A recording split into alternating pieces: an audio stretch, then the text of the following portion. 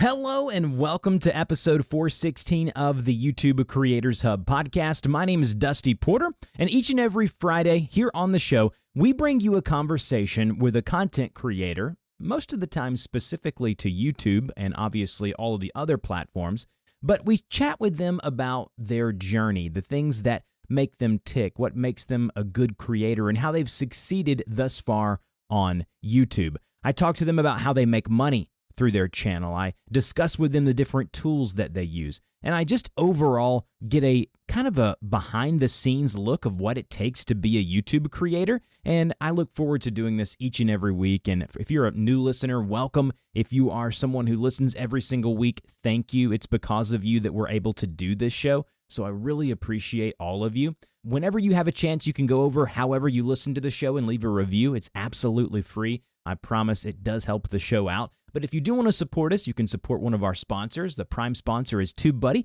A link for downloading a free 30-day trial of their tool is down below. And we also have a newsletter. I do professional coaching for YouTube channels if you're interested in that. And then we have one of the fastest growing YouTube creator communities on the internet. And you may be thinking to yourself, oh, it's probably hundreds of dollars or $50 a month to join. No, it's $5. It's $5 over on our Patreon to start. And then you basically get access to our creator community over on our Discord server where people are chatting about YouTube all throughout the day. And then you're also going to get access to our once-a-month Zoom calls that I host, our mastermind calls, and you can see one of those right now on our Patreon feed if you're wondering what that looks like. So definitely check that out if you haven't already. Really would encourage you to go and do that. So with all of that said, let's go ahead and jump into this week's conversation. Hello, everyone, and welcome to this week's conversation on the YouTube Creators Hub podcast. Dusty here, the host of the show, as always. I am joined today by Leo from the Crash Frontier YouTube channel. He is an Australian creator known for his high-quality cinematic action short films, which have been watched over 170 million times across the globe. He repurposes car physics video game. I'm going to actually have him explain what he does because I feel like he can do a much better job of doing it than even me reading it. But he works very hard to blend disruptive technologies with big data from YouTube analytics to entertain millions every single month, all without the constraints of a large studio or a very large team and on a rather minimal budget. Leo, how are you doing today? Hey, thank you so much. I'm really happy to be here. Thanks for having me. Absolutely. So let's just go ahead and jump straight to it. Crash Frontier. Explain just before we get started, what is it? What is your channel? What would you get if you went to your channel right now? You would get some really high quality action animation short films that are being produced with a car physics simulator that was never intended for movie making. That's the short version. Yeah. How did you get into this? I'm actually one of the really early ones on YouTube. I created my account in 2007, so really early. The backstory here is that ever since I visited the Universal Studios in Hollywood as a kid, I've been a huge fan of filmmaking. The whole behind-the-scenes stuff, how it was made, the sets, all of that really fascinated me. And a couple of months later, I got a new PC and immediately became a total nerd for anything simulation or animation related.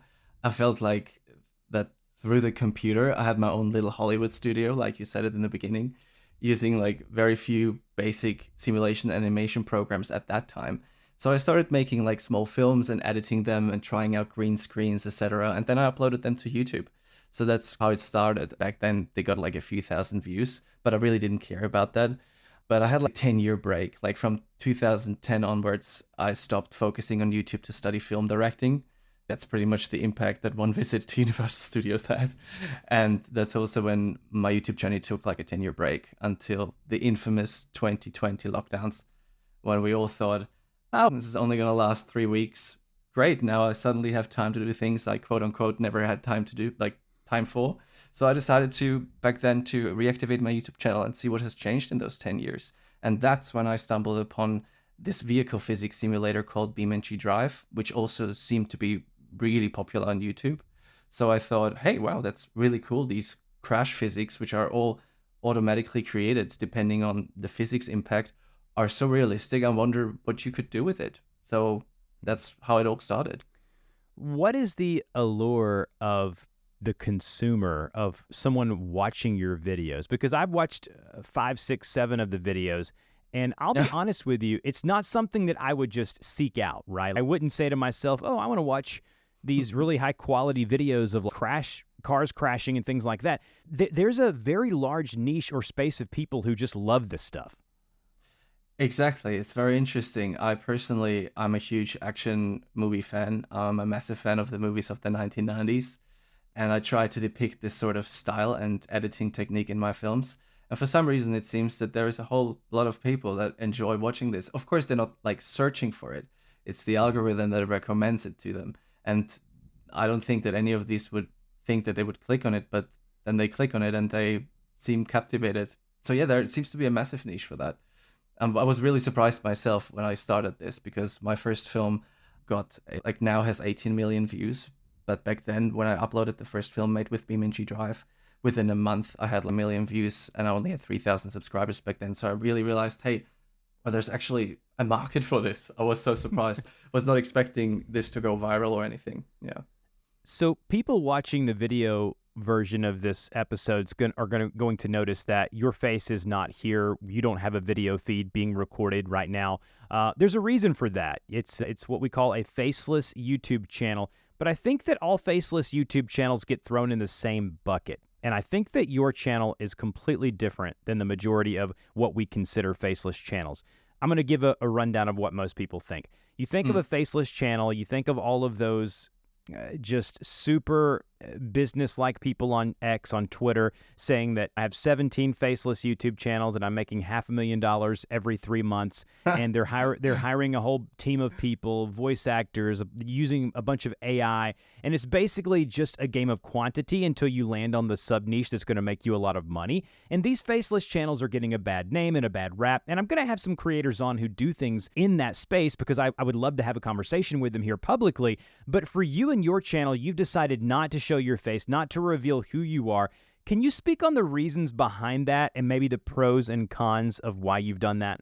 Absolutely. I think the great thing is that on YouTube, first of all, you don't necessarily have to show your face. And when all these really great reviews came in or comments came into this video, I really, like for my first upload back then, I realized that people actually really enjoyed what I was like, the essence of who I am, the really quirky humor, the great action, what I really like, my entire passion. They enjoyed what I did, not how I looked. That being said, I have been voice acting a particular character in some of my films. It's a 3-wheeled car. It always appears in all of these films and somehow always makes it out alive while everyone else around it is like having a hard time. And I was voicing this particular character throughout my entire film collection. But other than that, I just don't see a reason. It's not important. It's not important how you look. It's important, for my channel at least, it's important what people are being shown, the entire thrill, the excitement, the action. There's so much work behind this. Every movie takes 2 to 3 months. So I want to go there with you. 2 to 3 months of work. There's a ton of labor involved in this. If you go to your channel right now, you may notice that there are multiple months in between uploads because of the amount of work that it takes.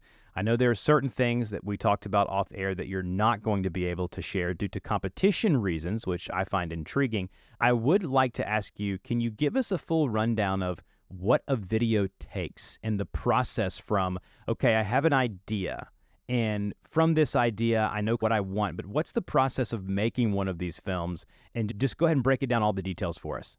Yeah, first of all, you need to obviously be inspired to come up with a storyline. Now, first question is, how do you get inspired when your entire workflow is limited to a car physics simulator, which never was designed for movie making, but it has great capabilities. There are some basic cinematic ways you can create scenes, you can 3D record scenes, but everything needs to abide by the laws of physics, meaning if there is an SUV and you would like this SUV to roll over 3 times, you can't just tell the SUV, no, roll over 3 times. You have to have the right speed for that vehicle, the angle of a ramp that's ahead, and you got to do it like in a trial and error kind of way.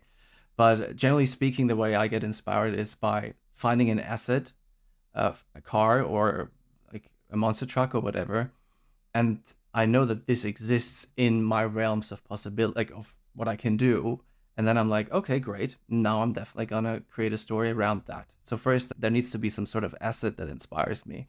And then I start with the writing of all of this and start with testing out scenes to see if certain stunts that I have in mind are physically possible, are actually technically possible.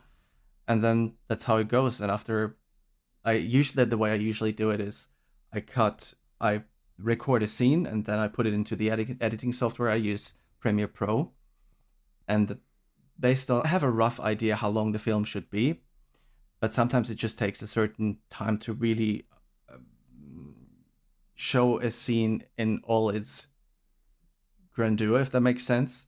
Certain scenes just really do need breathing, and there needs to be an arc as well in terms of thrill and tension, and it's like a natural kind of breathing in, breathing out kind of situation. And that obviously takes time, and it also takes up film time.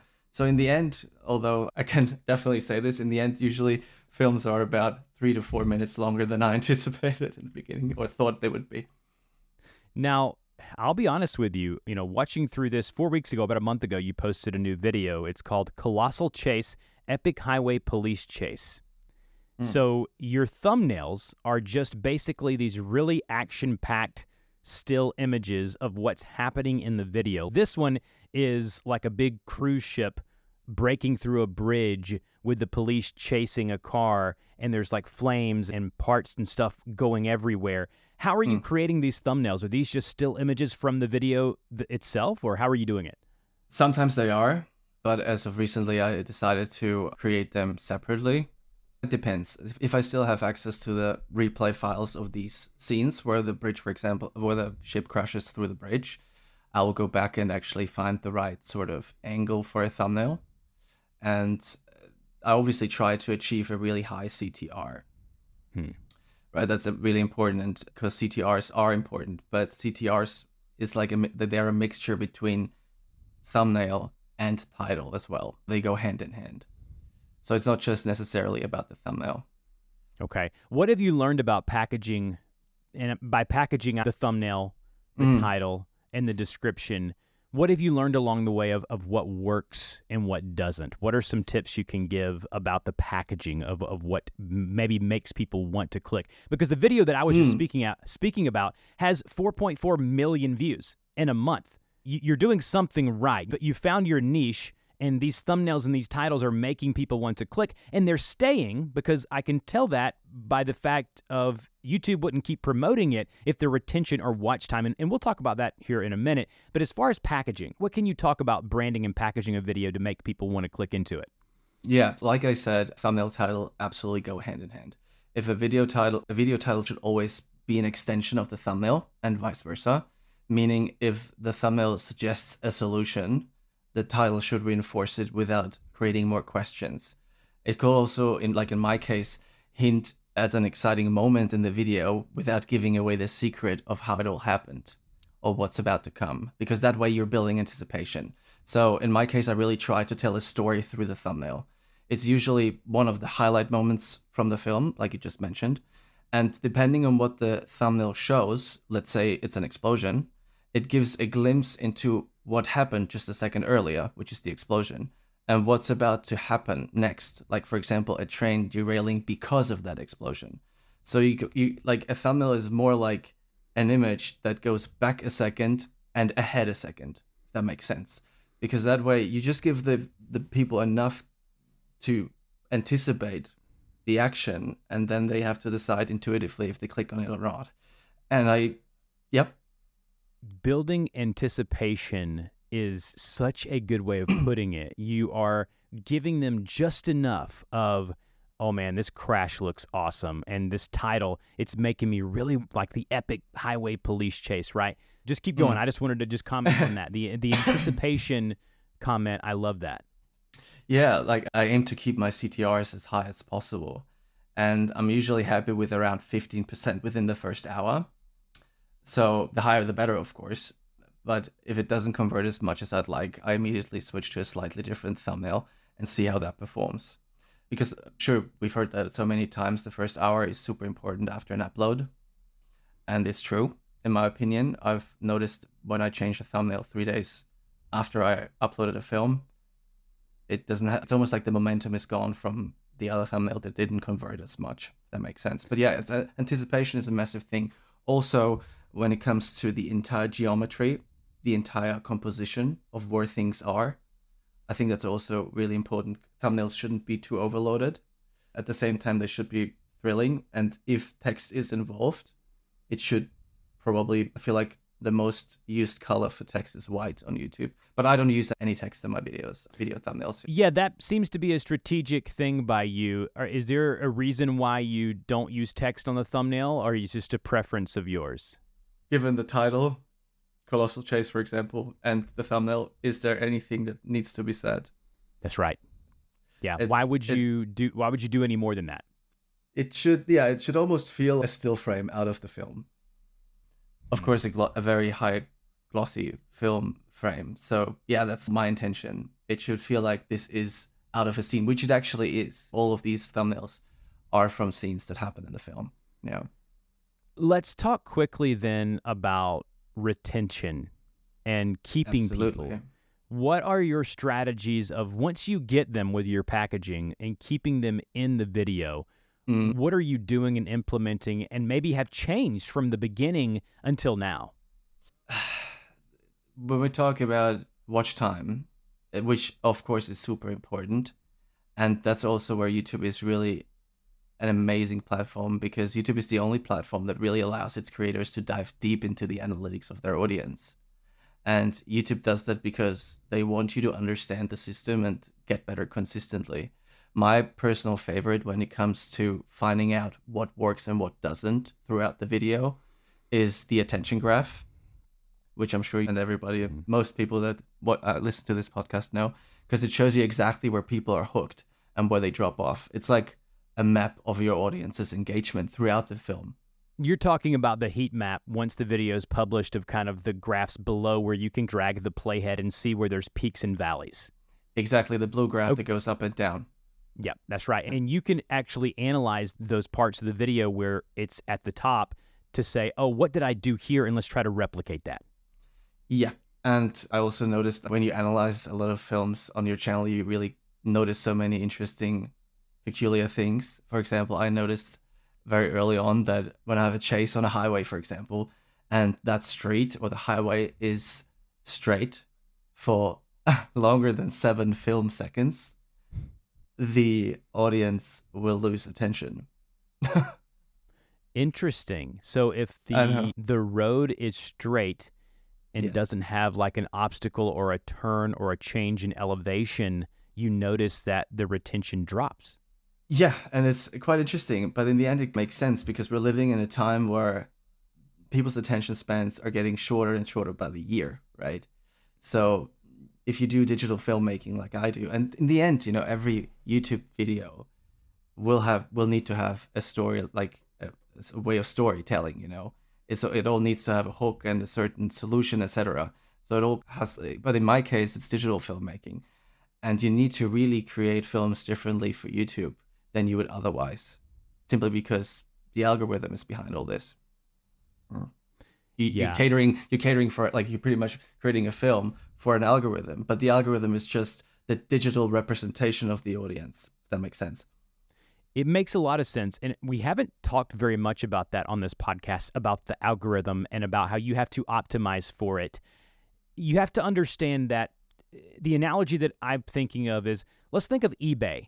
When you list an item, the goal of when you list that item is to get that item in front of people who are what? Who are wanting to buy that said item or an item similar to that, to convince them to do that. You have the images of the item, you have the description, you have everything in that listing, but you're optimizing for the eBay algorithm to make sure that they show it to the right people. We're counting on YouTube to have the algorithm set up in a way that the right people get fed the Colossal Chase video on their home feed. Maybe they've watched videos similar recently, or that's the thing about YouTube, is that you watch somebody's YouTube history and you know what hobbies they're into or what kind of person they are. If you watch mine, you're going to see a lot of business stuff, a lot of gaming stuff with my daughter, and her and I are into that right now. You're going to see some fitness stuff. So these things that I'm very interested in, you're going to see through that, or my listen history through podcasting. And so how are you optimizing for the algorithm?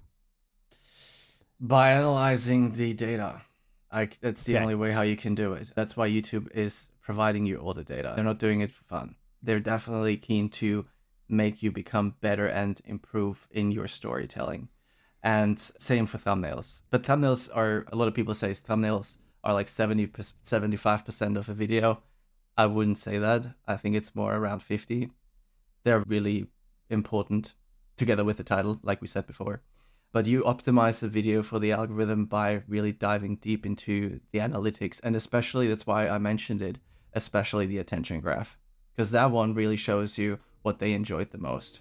All right, I interrupt the conversation to bring a message from our sponsor this week, which is a new tool called Delights. Delights AI is a tool specifically designed for YouTube creators that's launching very soon. Delights automatically converts YouTube videos into ebooks using AI, making it easy and quick to repurpose and monetize existing content. The global ebook market is projected to reach $20 billion by 2026, and that's billion with a B. Creators could earn $5 to $20 per sale depending on the niche they're in.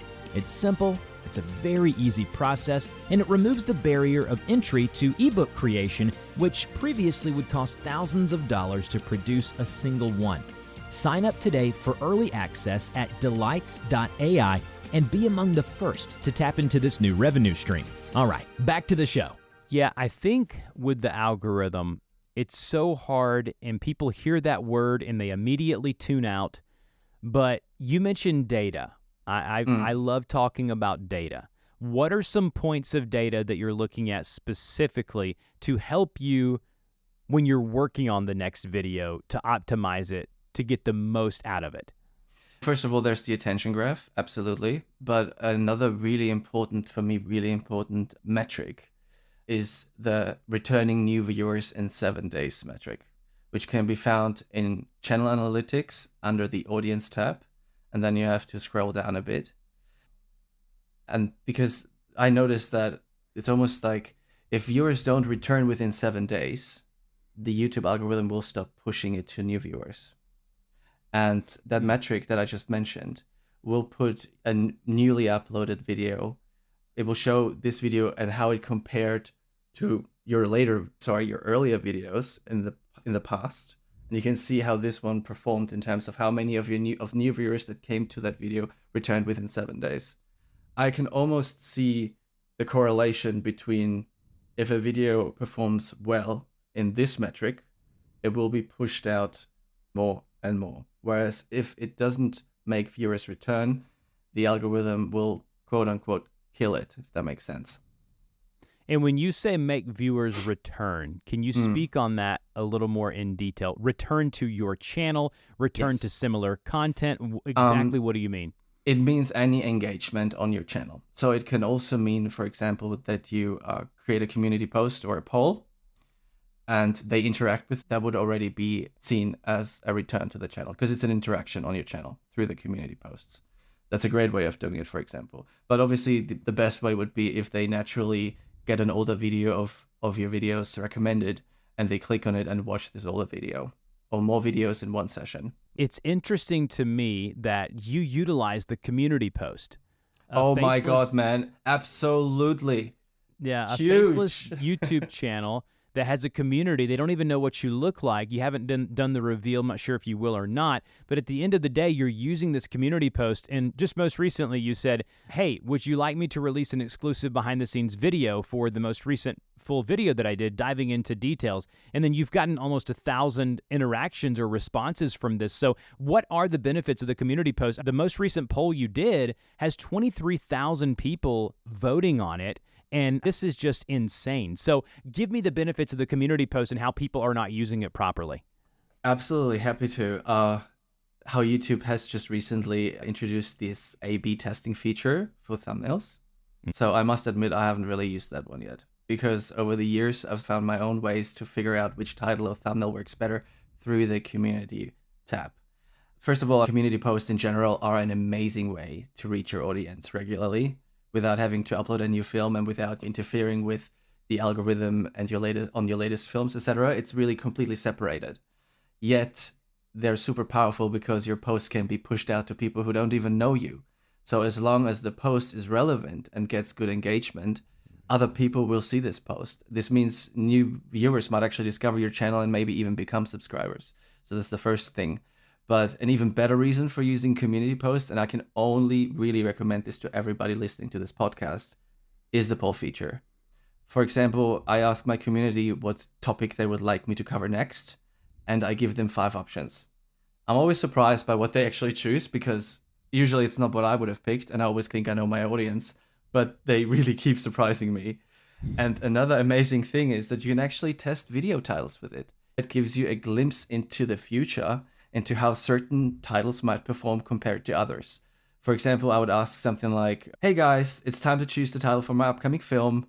Don't think, just click on the title that sounds the most thrilling and exciting to you. And then I give them 5 titles to choose from. Now, why do I say don't think? Because they don't think when they click on a thumbnail in the first place. You know, it's a split-second subconscious decision. And I want them to not overthink the options in a community poll either. They should just intuitively click, if that makes sense. That's a powerful way to crowdsource what you're doing, basically. You're using the people who are interested and engaged, and these are the people that are going to be clicking and seeing the title and thumbnail in their search results or browse page anyways. So utilizing that is powerful. I love that. That's a great tip. So sometimes I'm even unsure about a specific word in the title. For example, chase or pursuit. Both mean the same thing, but they have like different connotations. So a poll about that was something like, hey guys, I'm really curious. Which word do you find more interesting or sounds more exciting to you? Chase or pursuit? Now, what do you think was the outcome here? I would probably say chase. By how many percent? How much percent? 15%. Okay, guess what? 84% said chase was the better word.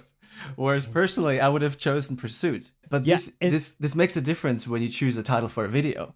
That's pretty definitive. And what comes to mind for me is that the word that ChatGPT or AI would use would be pursuit, because they're always trying to change it into these longer words or what they think to be more descriptive words. So maybe that's a pointer that, hey, maybe you shouldn't use AI as much as you are. And I want to turn the conversation to that for a minute. Are you using AI or tools or things in your workflow that are artificial intelligence? It would be foolish to assume that nobody's doing that. Like in this day and age, everybody is using AI. It's, for example, I use ChatGPT to contextualize scenes because my first language is German. I don't speak, I speak English pretty good, but in the end, I still think in German. So sometimes I'm actually writing in Jinglish, like a mixture between German and English, which totally makes sense to me. That's obviously perfect. But then ChatGPT says, nah, you can't say that. Absolutely not going to work. Yeah, that's one of them. Another one would be a thumbnail creation. Thumbnails can definitely be made a bit more hyperglossy with AI. There's like a tool called Leonardo.ai that I sometimes use to see how AI would just put a different shading and lighting and filter over it. And that had some really interesting effects. I'm not quite sure if that increased the CTR or not. Yeah, I don't know. It's hard to say for now. But it would be foolish to not try out these things. Yeah, when the tools are out there, again, using them as companion pieces and not complete replacements is the only advice I give. Exactly. I say definitely dive deep into them and see. You would be foolish not to try to implement or utilize things that could shave hours off of your workflow to have the quality of whatever you're doing in your workflow to be better. I completely agree. Let's go ahead. Yeah. No, we're pretty much like right now living through an industrial revolution. And it has massive implications for probably the job market in the not so distant future.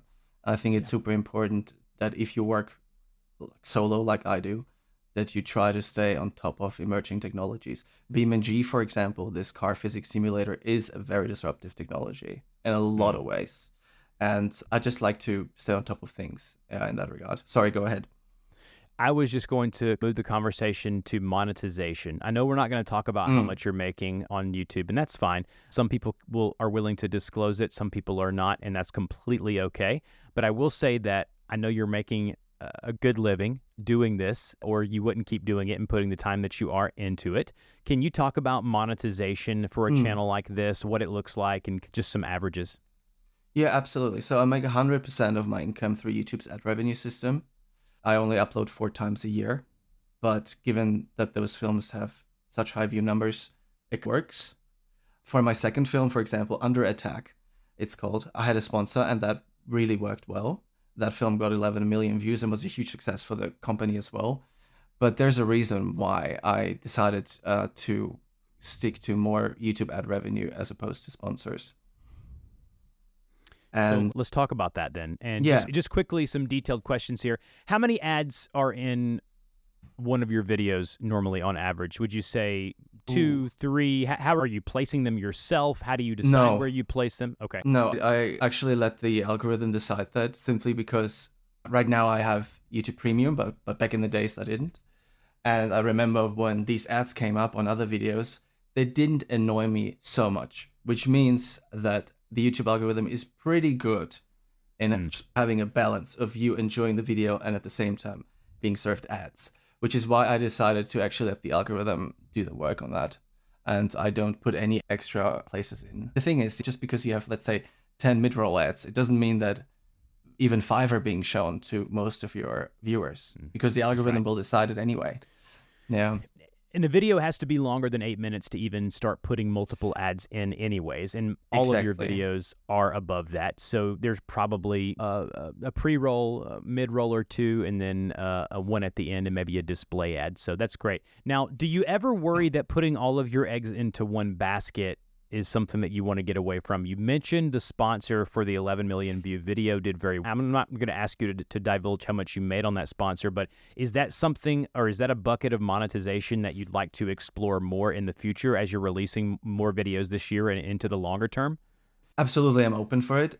But the reason, this particular film did so well with 11 million views was because this company gave me 100% creative freedom to integrate their brand into the storyline so seamlessly that it became an essential part of the film. So I created the storyline around that brand in such a way that the brand is the reason there's a happy ending. So many people have watched this film 2 or 3 times, happily seeing this brand, and they connect with that film. Like, there are multiple touch points throughout the film, but if somebody watches a film 2 or 3 times, even more, right? And that's where the power really lies. That's where the power is. But believe it or not, many companies are willing to do that. They will not give you 100% creative freedom. Most would rather have a 1-minute ad that completely disrupts, in my case, the narrative of a film with thrill and action and story arcs and thrill arcs. And that's just not on. It's not something I can do. I can't even tell you how many times I turned down offers or negotiations because not a lot of sponsors are ready to give you 100% creative freedom. Of course, more money is always better, and I'm 100% open to sponsors.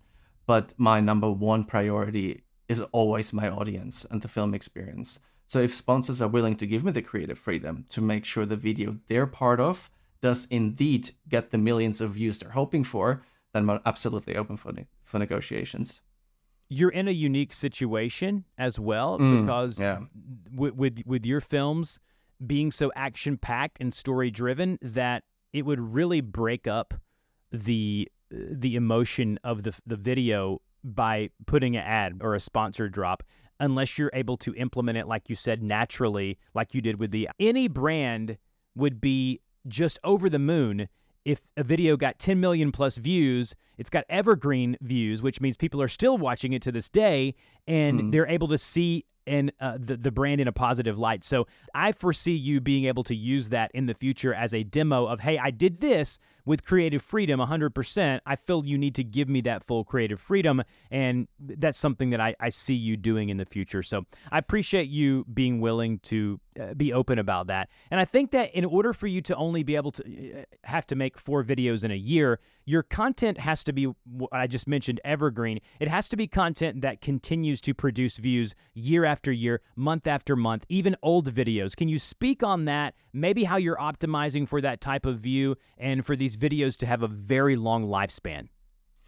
Yeah, good question. The thing is, when you have a fictional story that is not connected or tied to current trends or events, it automatically is evergreen if it's a good film. Simple as that, in my opinion. Let's say, for example, I'll give you an example. I created a monster truck movie. It's called, anyway, but it's like a film that revolves around monster trucks going rogue in a city. And that film is popular, but it is most popular in June, July, and August, when there are a lot of monster truck festivals and shows in the US. Now that, for example, showed me, okay, so there is some certain seasonality to that particular topic. Likewise, if there is an earthquake somewhere in the world, I tend to see that disaster movies on my channel get an uptick. But generally speaking, it is more so that most of these films are evergreen because it is fictional. And cars stay relevant for the foreseeable future. Yeah, I guess that's the main reason why. And another reason is, of course, the social engagement. If a person or a certain amount of viewers watch a film twice, or they love to click onto other films on your channel, that just boosts the overall health of your channel and the steady view numbers. Yeah. I think I can see the watch pattern on your channel. Someone goes and watches the new video, Colossal Chase, that you did about a month ago, and they watch the video. They watch it for a good amount of time. Their watch time's very high. They watch it to the end, and then they say to themselves, oh, this was cool. And then they go to your channel and either subscribe or go to another video, and they start binge watching, right? Which is how we consume content, is that you see this. I cannot tell you how many people have told me before, I discovered your podcast from one of your new guests, and then I have almost over 400 conversations on this feed. They said, I'm literally going back, and when I have time, I'm listening to all of your old episodes. So that's value for my sponsors. It's value for me. I'm keeping them in my brand, and you're keeping them on your channel. And I think that's the power of creating content that you're creating and it not being tied to a current event. Correct. As long as you tick all the other boxes, there are so many. But if you have a loyal audience, let's say, this audience will make sure that you get the attention you deserve on the first day. And if you let them engage in the production process, as in choose the topic in the community poll, choose the title, what thumbnail do you prefer, they really feel like they actively engaged into the production. So ever more so, they're happy to click on it and watch it because they've been a part of it to some degree. You know what I mean? I do. What, as we close this interview out, what is a piece of advice that you would give the creators listening to this, whether it be motivation, the bit of advice that has helped you the most? What would you leave them with as we close the interview out today? Oh, that's a good question. I think the most important thing is passion. Passion is so important. Money definitely comes second, in my opinion at least, because if you don't have the passion and you try to please everyone by making as much money as possible, you end up pleasing nobody. Right? And if you're a total fanatic about a certain thing and you have passion about it and you only post in that particular thing like I do, which is all action, then that's a clear indicator that there are other people out there as well. So when you actually start a new channel, a lot of people say you should branch out in different topics and see what kind of sticks. That can work if you are passionate about all of these topics that you touch. You know what I mean? Yeah, absolutely. The passion will come through the screen. I say it all the time. The viewer can sense it. Same thing goes for podcasting. If you don't care about what you're talking about, it's going to be evident just a couple of minutes into the bit of content that you're creating. That's awesome. Leo, you are amazing. Again, the channel's name is Crash Frontier. Over 635,000 subscribers with just 22 videos, which is telling you how powerful those videos are. And he's making a full-time living doing this. All of his links will be in the show notes. Don't forget to subscribe to this podcast if you haven't already. Subscribe to our newsletter for more great tips to grow your brand and business. And I will see you next time. Thanks, Leo. Thank you so much. Bye. Hello, everyone, and thank you for listening to this week's episode of the YouTube Creators Hub podcast. I really do appreciate it. Don't forget you can subscribe to the show for absolutely free in your podcast player of choice. Also, there are ways you can connect with us. You can support us by supporting our sponsor, TubeBuddy, as well as supporting us over on Patreon to get access to our creator Discord community. And I also offer YouTube coaching and consultation, YouTube channel reviews, and just overall business coaching if that's something that you are wanting to look into. So make sure you check us out there, and we'll see you next week.